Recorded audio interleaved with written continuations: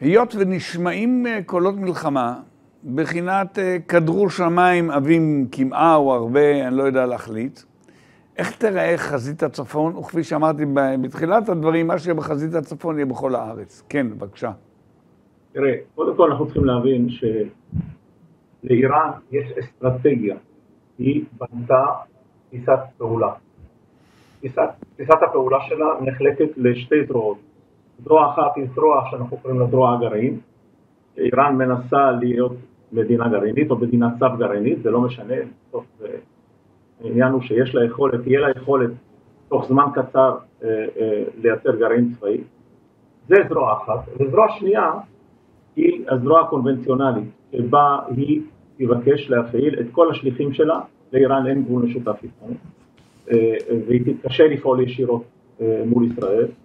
לכן היא בנתה מערכת של שליחים מלבנון, בסוריה, עבור לעיראק, וגם דרומה, לתימן, וכמובן בתוך ישראל יש לנו את חיזבאללה, שהם לא שליחים, בוא נגיד, מוצהרים, אבל עדיין הם פועלים במסגרת האסטרטגיה האיראנית, שזה מתאים להם, הם פועלים באימון לג'יהאד האסלאמי, וכמובן ערביי בתוך יהודה ושומרון וערביי ישראל, גם הם בתוך הסיפור הזה. לאיראן יש אסטרטגיה מאוד ברורה. ולכן כשאיראן תחוש שיש לה מטריה גרעינית שהיא יכולה לפעול בצורה שתקשה על מדינת ישראל להגיב, ולהבנתי היא תפעל בצורה החמורה ביותר, כאשר מה שמבחינתנו זה מקרה הכל, כמו שהיה במקרה של ששת הימים, מקרה הכל, זאת אומרת כל האויבים מסביבנו ובתוכנו יפעלו וידחפו לפעול כמקשה אחת. עכשיו, זה לא עניין שיושבים איזה חמ"ל מרכזי ומתאמים, אבל זה יקרה בפועל, ולכן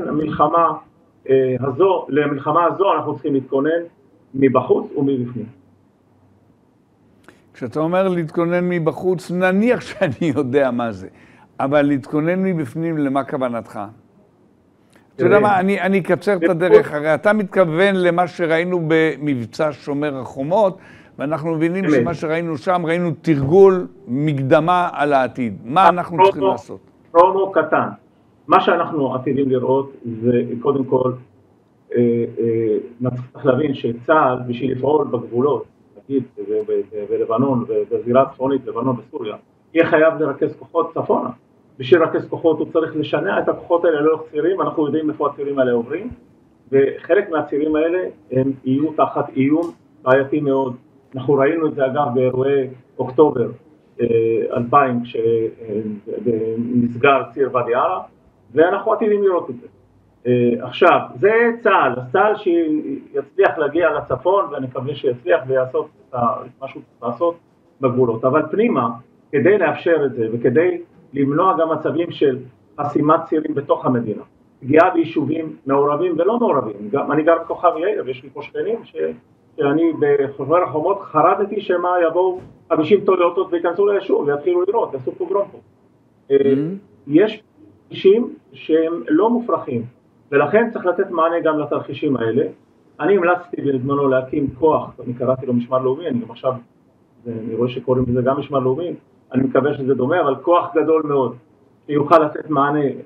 צה"ל שחרר מילואים בכמויות גדולות בשנים האחרונות, אז אפשר לבנות כוח על בסיס מילואים שיוכל לתת מענה לתרחישים האלה של פתיחת צירים ותגבור יישובים ומניעה של התפרעויות. גם בסיסי צה"ל אגב יהיו חשופים לתקיפות כאלה. זה פעם אחת. וב' לבנות יכולת הגנה פנימית של היישובים, מה שקראנו פעם הגמר, זה היה רק בגבולות, אני חושב שצריך לעשות את זה בכל המדינה, בכל יישוב שיהיה כוח כוננות שיוכל לתת מענה מרכזי מיידי לעניינים האלה. אז האיום הזה, הפנימי הזה, הוא בעייתי מאוד, ואנחנו חייבים לתת לו מענה גדול וחזק, כי ככל שהכוח שלך קטן יותר, אתה יורה יותר ויהיו הרבה יותר נפגעים. ככל שהכוח שלך גדול יותר, אז אתה יכול לעשות את זה עם פחות נפגעים.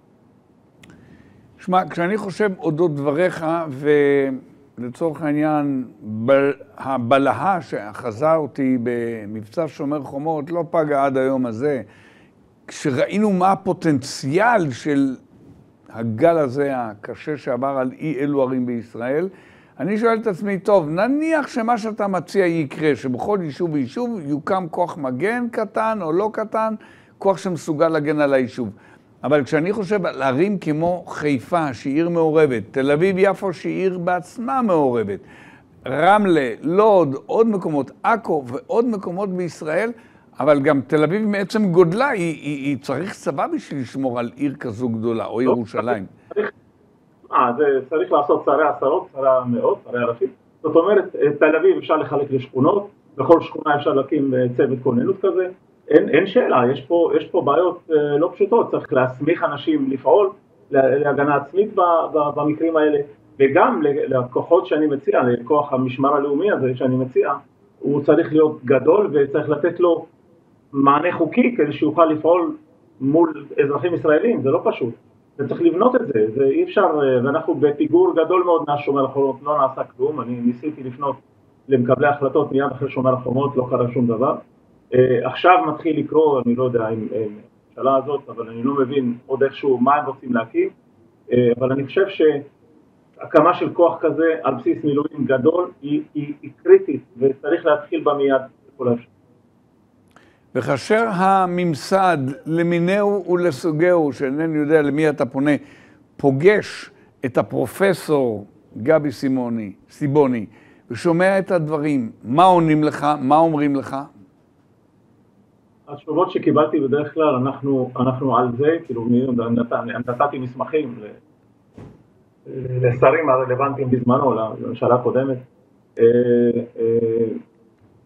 גם לממשלה הזאת, גם, אבל פה עוד לא קיבלתי תשובות, אבל אז בזמנו קיבלתי תשובות שאנחנו את הדברים האלה בדיוק עושים, שאני יודע שלא נעשה שום דבר, פשוט לא נעשה, מאז שומר החומות בזבזנו כבר שנתיים, קשה מאוד, אני לא אופטימי לגבי מה שיהיה ואיך זה יתנהל, ואני מקווה, משטרת ישראל לא תוכל לתת מענה למסה כזאת של אירועים, זה יהיה מאוד מאוד מורכב וקשה. בקיצור, לא שמעתי ממך קולות אופטימיים מי יודע מה. תראה, האופטימיות היחידה היא מאוד פשוטה. אנחנו כבר נאבקים מעל 120 שנה על התקומה שלנו, ואנחנו מצליחים. זאת אומרת, האופטימיות שלי באה מההיסטוריה, ומבינה שהאתגרים גדולים, אבל מסתבר שגם הכתפיים שלנו מספיק גדולים, ואנחנו נעמוד בכל אתגר, וגם באתגר הזה נעמוד. אבל יהיה קשה, אבל מי מפחד מקושי?